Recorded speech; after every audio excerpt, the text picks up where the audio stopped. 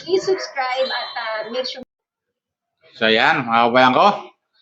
Kumusta pa kayo? Nandito naman pa ako. Welcome po kayo sa aking YouTube channel, Randy Channel. Pag-subscribe, like, share, and comment. Mga kabayan ko dyan. Luzon, Visayas, Mindanao, hanggang sa ibang bansa na mga OFW mga kabayan natin dyan sa abroad.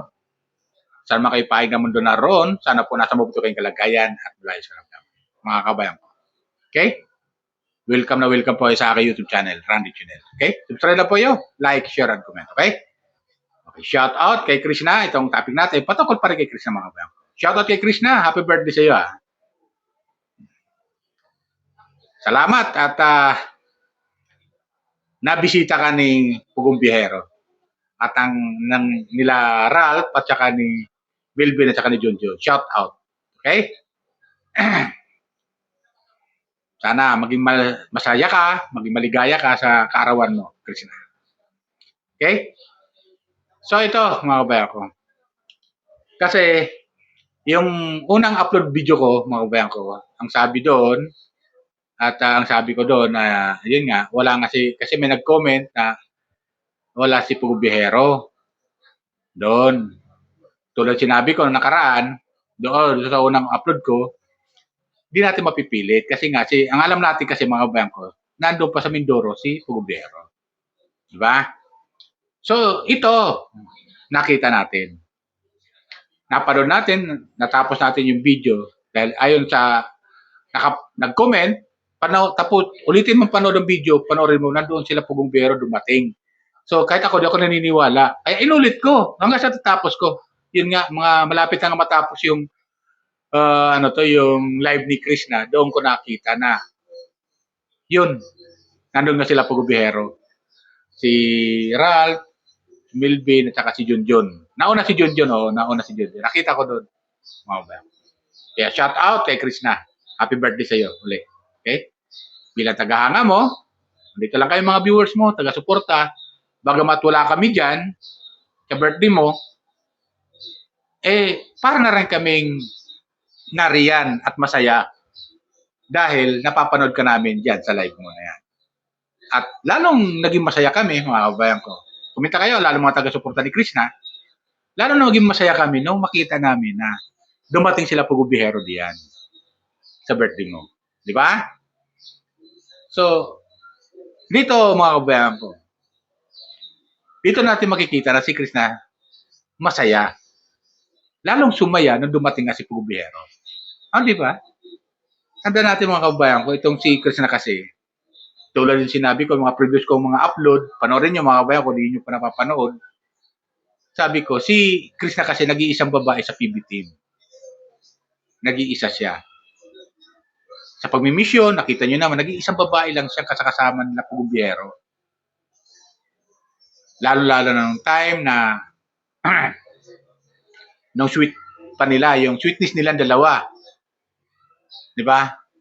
Nung hindi pa nagkakaroon ng problema, dahil sa mga sa mga buzzers na ilan na gumawa-gawa ng kwento na walang katotohanan, kasama si Krishna na pag-mission nila Pugo Bihero. Kung gaano sila kasaya noon, na magkakasama sila na kasama pa si Krishna, namimiss natin yun mga kabayan ko.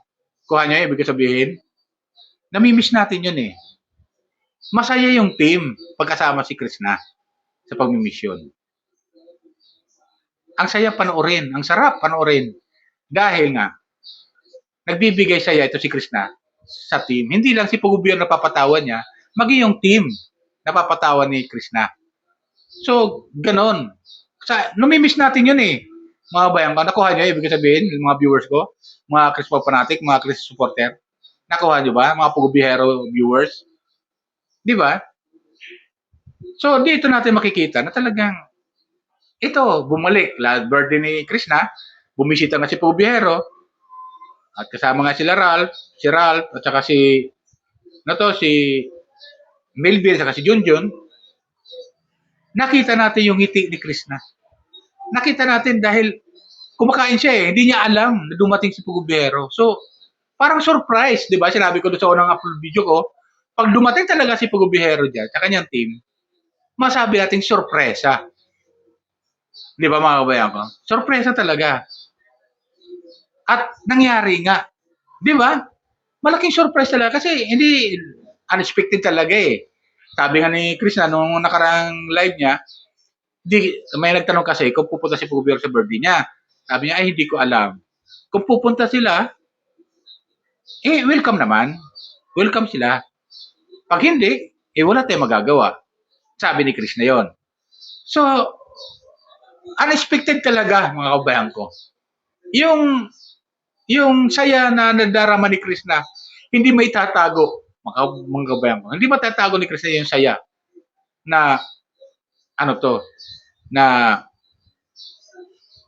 nakikita natin sa kanya. Talagang walang mapagsidlan yung saya niya. Di ba? Kasi nagulat siya, kumakain siya, tapos napalingon siya, andyan na nga si Pugubihero, hiyawan, di ba? Pero dito nga, kumuha ko ng video clip mga kabayan. Panoorin natin at kayo nang humusga ko ano masabi. Tinanggalan ko to ng sound mga kabayan kasi maingay siguro sa electric fan. Nakuha nyo ba ibig sabihin? So ito ko na lang to, walang sound to ha. Noong nagsasalita si Pugubihero, ito panoorin natin kung gaano kasaya si Chris na mga kabayan. Ito.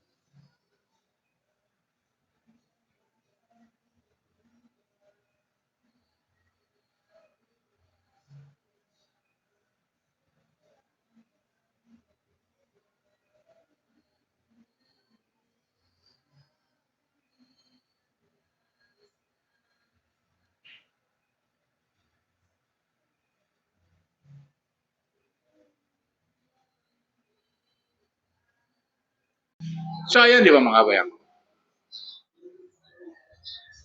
Masaya si Chris na. Tayo mga viewers, kilig to the bone. Aminin nyo mga viewers ko kung sino hindi kinilig dyan. Di ba? Sinong hindi kinilig dyan? Lalo na yung mga taga-suporta ni Chris na talaga. Mga Chris Pop fanatic na matagal na nating inabang-abangan noong pa. Di ba? Ilang buwan. Simula na pinakalas kasi ng pupunta dyan, Pugubihero, yung pumunta sila doon sa bahay ng lola niya, yung nagkapatawaran sila, di ba? Tapos ito nasundan. Di ba? Ang saya, mga babayan ko. Wala mo pagsidlan. Ako man na nanonood, alam mo, mga kabayan ko, matanda na ako pero kinikilig pa rin ako pag nakikita ko itong dalawa na to.